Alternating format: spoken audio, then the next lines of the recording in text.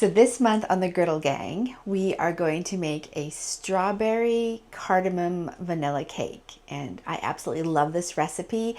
I think the cardamom spice gives it a little extra something. And this is just such a fun summertime cake. If you don't know what the Griddle Gang is, it's my monthly snail mail club where I send out little letters and greeting cards, and you get recipe card as well. So this was last month when we did pancakes, and every month I send out a recipe card. So this month it's going to be the strawberry cardamom cake, and I'm so excited to make this. I just feel like summertime is coming up. I actually went and picked some strawberries. You can see it on my last video or on one of my past videos. I went to a local strawberry field here in Southern California and picked strawberries. Those have since been consumed. They don't last that long, obviously. Okay, let's bake some cake. I'm actually going to be making the cake tomorrow. So it's 6 p.m. here. It's after work, and we're going to do a little prep work to start. And it's very simple. So I have washed 1 pound of strawberries and I've cut them and I've weighed them on my scale, and this is 1 pound of strawberries. And all we're going to do is we're going to puree them, and we're going to simmer them down to make a compote, sort of reduce it to make it almost like a jammy thing. We're not going to add any sugar. It's just going to be blended strawberries, and we're going to reduce it down until it's nice and thick. So tomorrow when I bake the cake, I have this fresh, fragrant strawberry that I can use in the cake batter. Okay, let's get going. This is my blender that I use, and it's small because it's just me, one person, so I'll have to do this a couple times. This is my little Ninja blender. If you have a regular full-size blender, feel free to use that, or whatever works for you. A hand press is totally fine too. So I'm just going to take my freshly washed strawberries, put them in here.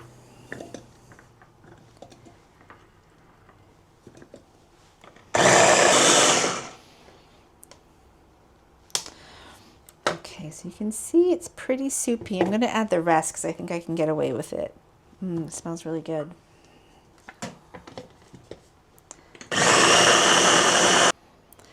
Okay, so this is the consistency you want. It looks just like soup. Almost like a gazpacho. Strawberry gazpacho. Nice and soupy. Into my saucepan. And just put it on the stove on medium heat. And we're going to let this boil and then simmer down. So this process, depending on your strawberries, can be fast, 15 minutes, 45 minutes, depending on the heat. You want to continually stir it all the way. I've heard that if you get fresh strawberries or you grow your own wild strawberries, that it's much sweeter and it doesn't take as long because there's not as much water. You can also use frozen strawberries. You get a bag of 1 pound bag of frozen strawberries and make the strawberry compote that way as well. So however you want to do it, it's totally fine. All right, I'm going to go watch this, keep stirring it so it doesn't scorch, and we'll check back when it's all done. Okay. I think I might have it a little bit too hot. Okay, so it's been about 35 minutes. I'm going to go show you what the reduced strawberry looks like, and it's perfect. It's like almost a jam or a jelly. That took me 35 minutes. I've just put it into this container. I'm going to let it cool because it's still really quite warm, and we'll use it tomorrow.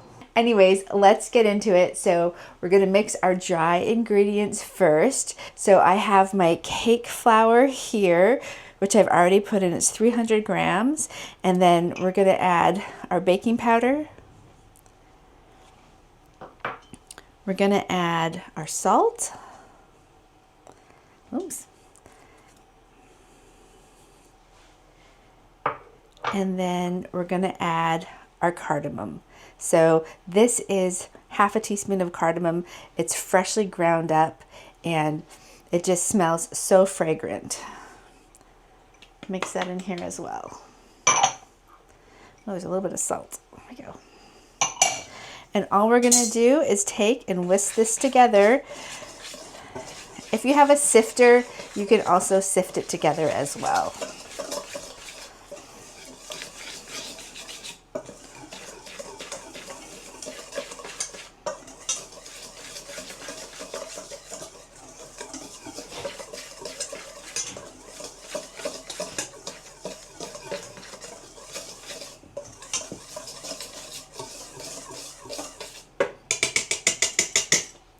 So now that this is all whisked together, we're gonna go ahead and set it aside. Okay, for our wet ingredients, one thing to do before you start is to make sure that everything is at room temperature. It really affects how things mix together.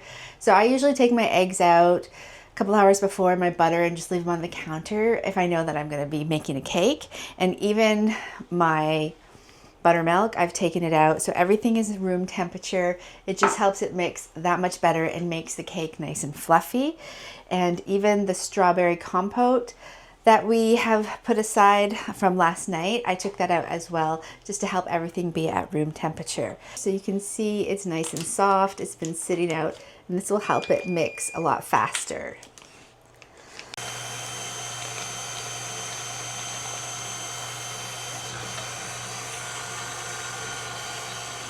Okay, so now that the butter is nicely whipped, let me see inside, you can see we have the butter all whipped. I'm gonna start slowly adding my sugar.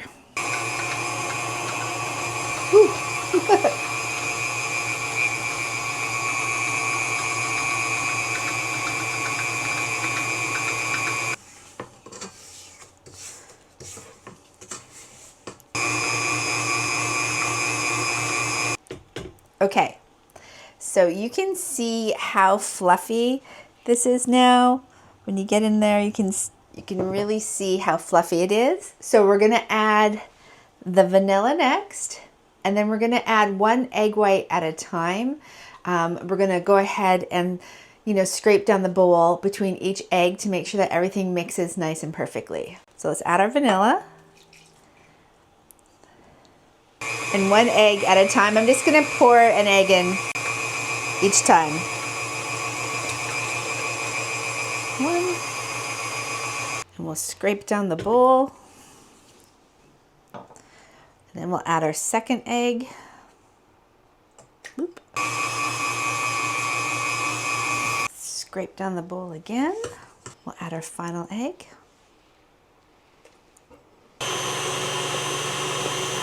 Okay, you can see how light and fluffy this is, just how well mixed it is.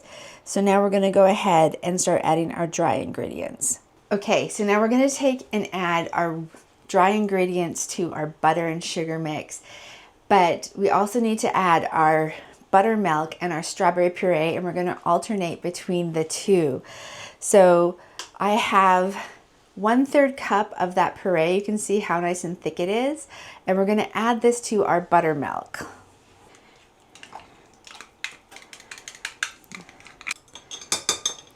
And one other thing I'm gonna do, you don't have to do this, I'm gonna add a little bit of pink gel food coloring. Not much, just a little bit, because when you make strawberry cake, it has a tendency to go gray. So this is kind of a light pink color. Just to keep the pink, I don't really like food coloring, I don't like the flavor of it, but I add just a little bit in here.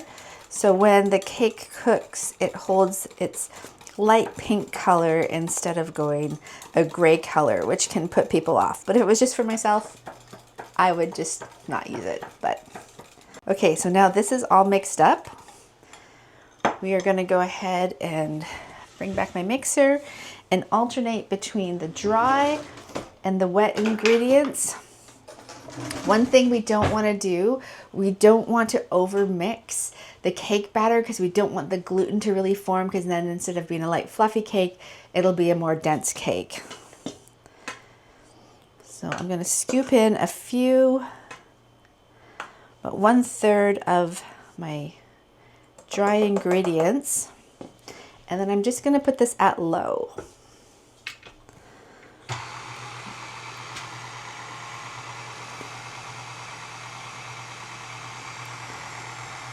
And then I'm going to put in some of the wet.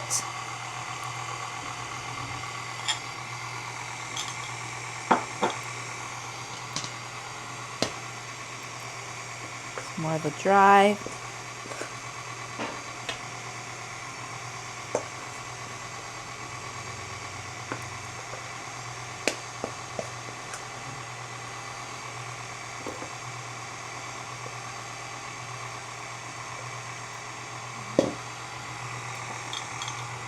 Some more of the wet. the last of it actually.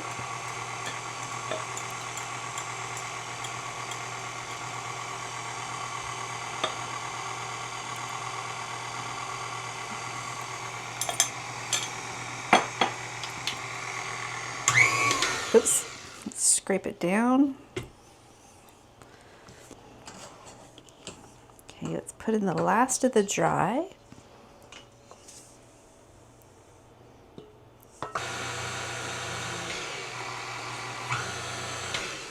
Okay, that's all I want. There's still, you can see there's still some flour that's not mixed in, and that's okay. I'm gonna take this off, and the rest I'm gonna do by hand. I'm just gonna fold it in.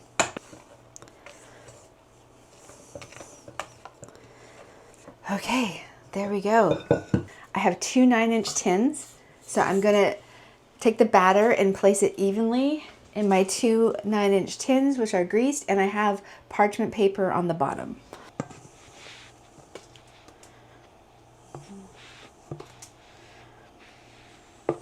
So they're both perfectly 600 grams.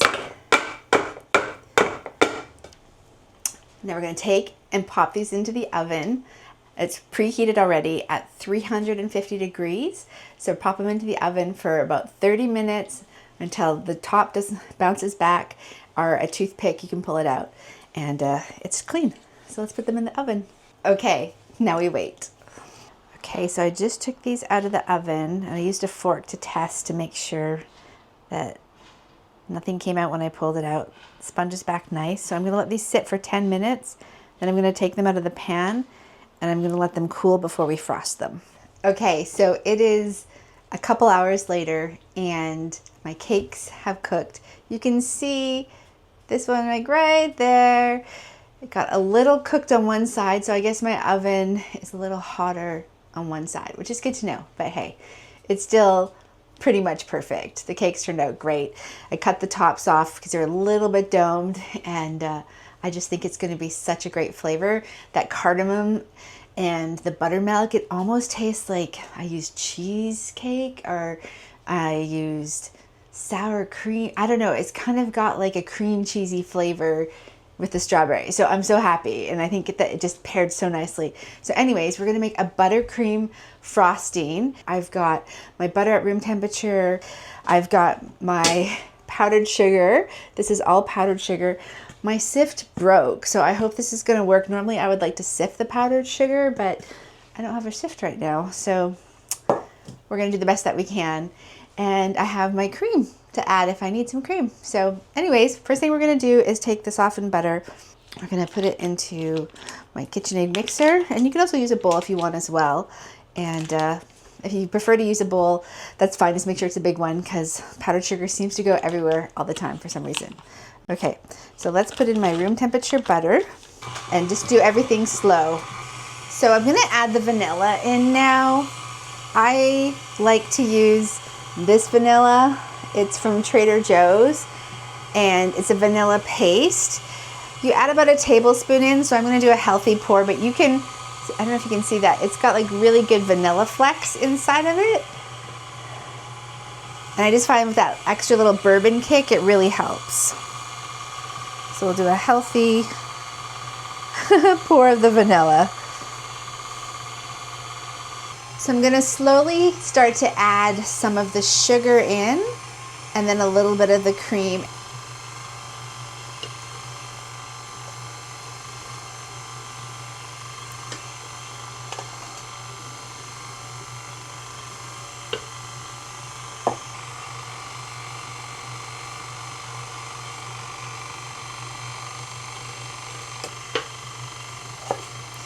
The reason I add also, I just add it in slow, is because I don't like the powdered sugar to get all over my kitchen, basically. Yeah, so.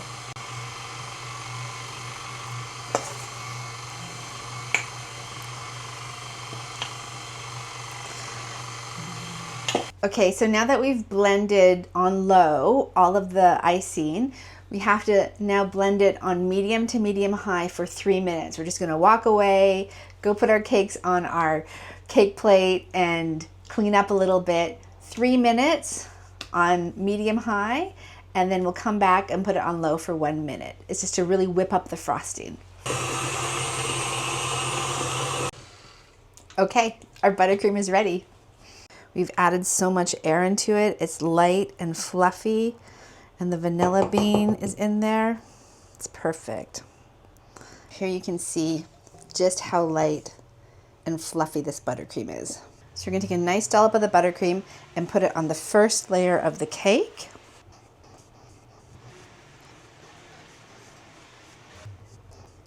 I have sliced some strawberries, and I had a paper towel sitting over top of them to dry them out. And I'm gonna put these in the middle of the cake just to fill it up.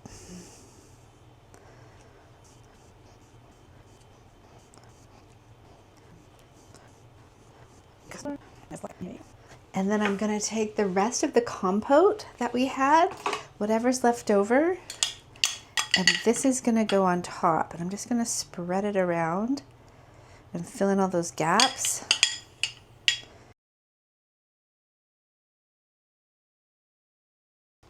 Okay, there we go. So it's lined up to all the edges. And then we take the second cake and put it on top. And we're gonna go ahead and finish frosting. And I do kind of I don't use a paddle or anything. This is like a home baked cake, but if you wanted to, you could go ahead and make it very professional looking and smooth it out. But I'm just gonna do a rustic looking style of icing.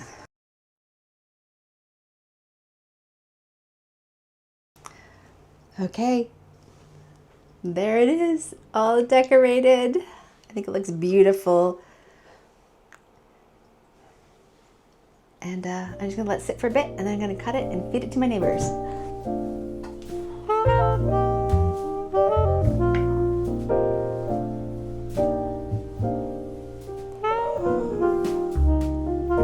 Yeah, look at that. Look at the slice of cake. Beautiful. Look at that cream. Perfect.